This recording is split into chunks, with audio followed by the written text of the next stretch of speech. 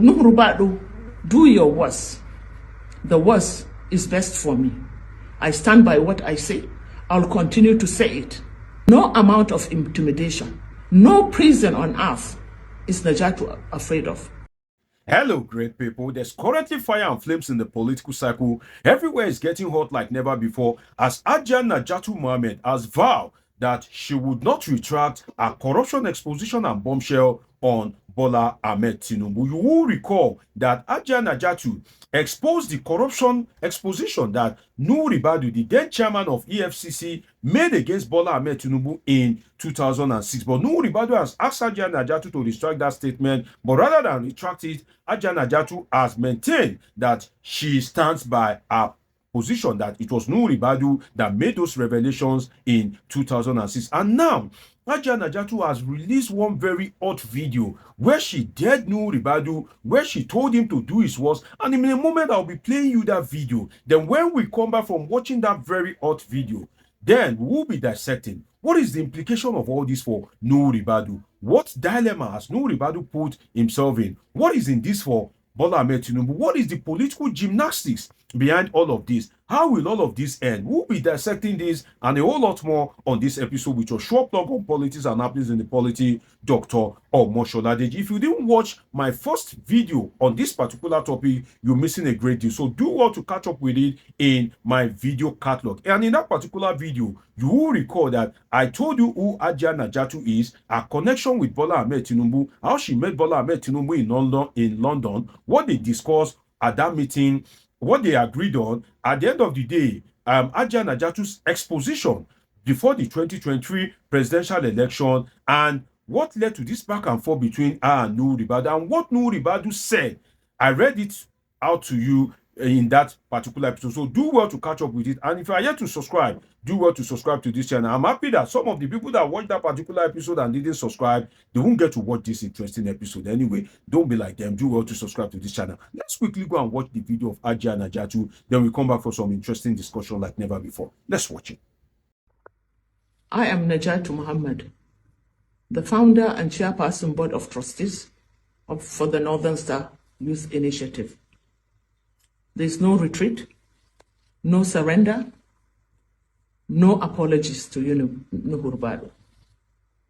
I'm speaking in response to the recent threats and intimidation by Nuhu Ribadu using his attack dogs and his lawyer Ahmed Raji and co. Regarding my statement that the then chairman of the EFCC had publicly accused the then governor of Lagos State, Ahmed Bola Tinubu, of being, and I quote, a corrupt government official who will not escape justice. While I acknowledge that Nuhu Ribadu might have forgotten or chosen to retract his comments from the past, I stand by my statement and do not believe an apology is warranted. Apology to whom exactly?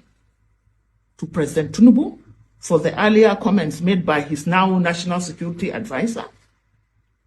Or apology to Nuhu Ribadu for his forgetfulness and master-serving mindset? I stand by my original statement and will not be retracting it. My words accurately reflect my views on the matter based on what is already in public domain. And I do not believe an apology or retraction is necessary. I will not compromise my position to appease Ribadu and his attack dogs. I will not retract my statement, nor will I apologize for speaking the truth as I see it. Nuhu Ribadu, you have issues. As you have threatened, please go straight to court, but nothing will silence me. You must understand that you cannot intimidate me. No one can intimidate me. I live for posterity, not for people like you. I have, over the past 48 hours, received multiple threats, calls informing me that you seek to send your attack dogs on me. It is so unfortunate that your attack dogs need to notify me before arresting me. If this is the new standard of operations of your attack dogs, Nigerians must stop wondering why known terrorists and bandits continue to evade arrest while truth sayers and patriots are being oppressed, detained, and threatened. Finally, I have just received reliable information that there is an existing attempt to subvert the judiciary for further intimidation, to force me into retracting my statement. Nuhu Ribadu, you have failed. You have failed the nation. You have failed your voice. You have failed yourself. I refuse to be intimidated. I will continue to tell the truth as I understand it. And let me tell you that no amount of intimidation, no prison on earth is Naja'atu afraid of. The only prison that I fear of is the prison that we will all go into. That is our graves. But even that, I have no fear because I live in harmony with my Creator. So Nuhu Ribadu, do your worst. The worst is best for me. I stand by what I say. I'll continue to say it. I don't care what you think or what you do. I stand by what I say. Long live the Federal Republic of Nigeria. Thank you. There you have it. You just watched the bold, fearless, courageous Naja'atu Muhammad. What is your impression about her assertion? What do you think about her stand on this matter? I look forward to your impression in the comment section. But then let us look at some interesting things that we can pick from that video. And of course, let's dissect it. Let's do some analysis out of it, which is that this video now puts Nuhu Ribadu, the National Security Advisor, in a dilemma. Nuhu Ribadu is now in a dilemma. He has put himself in a situation whereby to move forward will be difficult. To go backward will be very difficult. Now, where would Nuhu Ribadu turn? Will he go backward or will he move forward? In the sense that Naja'atu has said she is not going to retract her statement, that these were your statement. What will now happen to Nuhu Ribadu? Nuhu Ribadu has three options in this particular dilemma of his. Three main options, which is that the first thing is that would Nuhu Ribadu, would you retract the statement that in 2006 he did say that Bola Ahmed Tinubu is a man that is into corruption of international dimension allegedly? Is Nuhu Ribadu going to retract that statement? Is Nuhu Ribadu going to retract his statement as of 2006? Would he retract the statement? If he does that, well, that is an option. Then he has two other options anyway, which is that if he chooses not to retract the statement, the second option is that will he go ahead and take action against Naja'atu Muhammad? That is the second option that Nuhu Ribadu has in this dilemma that he has found himself. Will he now go ahead and say, okay, I said you should retract your statement, that I didn't make the statement, we insist you are not going to retract it, now I'm going to take you to court, I'm going to sue you for defamation or any kind of thing that they choose to sue her for? Would that be the case? Because Nuhu Ribadu must either move forward or backward in this case. He cannot afford to stand in one position at this point in time. So will he take action against her, like a legal action? Will he send the police or the military or the DSS to go and arrest her because he has such power and influence as the National Security Advisor? Now, what is the third option that is left for Nuhu Ribadu in all of this? Would Nuhu Ribadu, will he accept the allegations?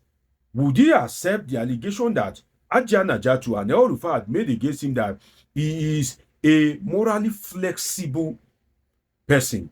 Would he accept that truly is morally flexible? Would Nuhu Ribadu, would he now accept that in 2006 he made the confession that Bola Ahmed Tinubu is a man that is allegedly into corruption of international dimension?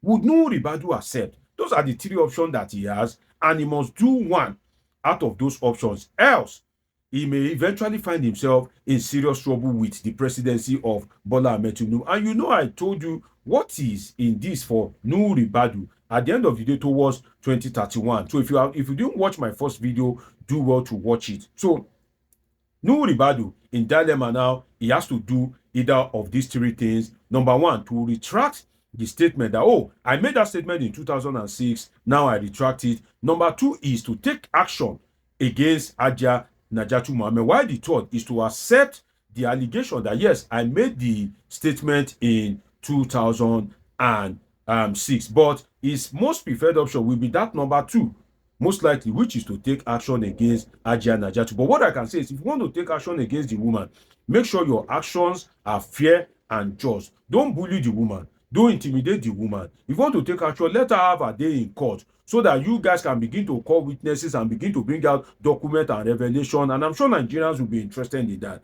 They want to hear that. You know, they want to know what really transpired. But Nuhu Ribadu needs to be very careful in the sense that any further action at this stage will bring humongous embarrassment to the president. In the sense that if Nuhu Ribadu retract his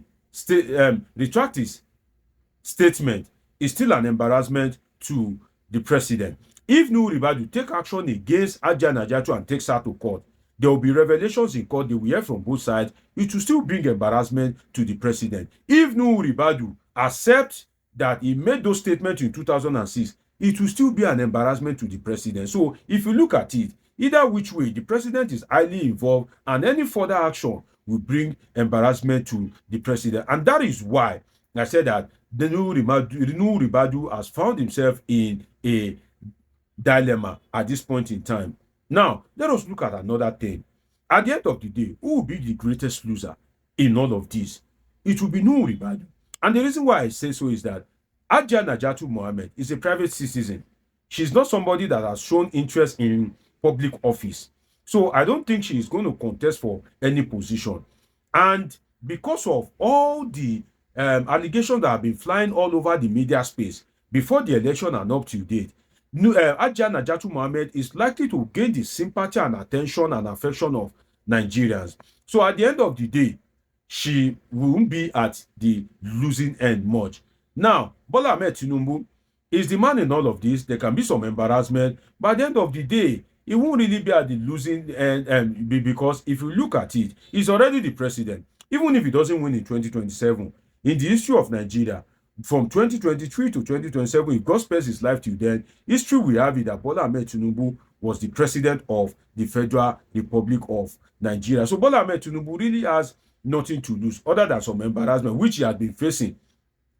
He has been facing multiple embarrassment anyway. So if you look at it, it is Nuhu Ribadu that at the end of the day, he can lose his job. If Bola Ahmed Tinubu investigate and he sees that Nuhu Ribadu truly made those statements against him in 2006 and he calls for the file in EFCC, if the file is still there and they bring out some of his case file that they were gathering as at 2006, Bola Ahmed Tinubu can decide to fire Nuhu Ribadu, and not even only fire him, he can also decide to persecute him. So Nuhu Ribadu is the one at the losing end in all of this. So that is why I said Nuhu Ribadu is in a dilemma. But then I strongly wish that there's little or no controversy around our president, in the sense that Nigeria is the capital of the black race. So I don't like a situation whereby when you mention the name of the president, you see that they are mentioning it along with drugs, corruption, certificates, forgery, all those kind of things. It leaves much to be desired. And I just hope that Bola Ahmed Tinubu will pray for peace and find that peace. This time, it is not even about peace for Nigeria. It is about peace for himself, because if he sits on his own, just all of a sudden, from nowhere, there will be one allegation just flying around the place that, the thing just keeps tarnishing his image. And that's why he needs to pray for peace, not only for Nigeria, but for himself.